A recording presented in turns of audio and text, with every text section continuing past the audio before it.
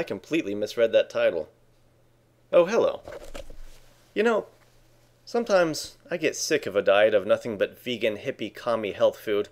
Sometimes I just want to fry something in butter. Even pancakes or something would do. But with a strict breakfast diet of nothing but oatmeal, that doesn't really help me. You can't just fry oatmeal like cornmeal mush. Or so I thought. Until a few mornings ago, when I made far too much oatmeal to consume in a single sitting, and the cats had already eaten. So I poured the leftover oatmeal into a container and placed it in the refrigerator.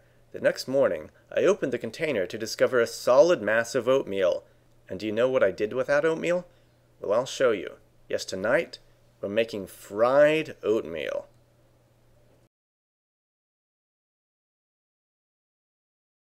You'll need oatmeal. Steel-cut oats are best for this, but any kind will do. You can make it plain, or you can add whatever you like. Personally, I like cinnamon and brown sugar.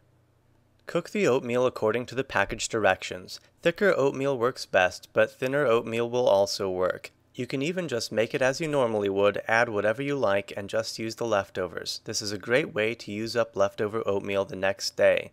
It's better if you have enough oatmeal to fill a container, but you might not have that much left over, so I'll demonstrate how you can use a smaller amount. First I'm going to add some brown sugar and cinnamon and mix well. Then I'm going to press the oatmeal over into one side of the container. This works because the oatmeal is fairly thick.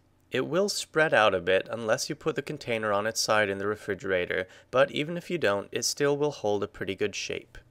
Place the container in the refrigerator for at least a few hours or up to a few days. As it cools, the oatmeal will congeal into a solid mass. It should be fairly easy to loosen it from the container, place it on a cutting board, and slice it. If you're familiar with cornmeal mush or polenta, this is essentially the same process, only with oatmeal instead of cornmeal.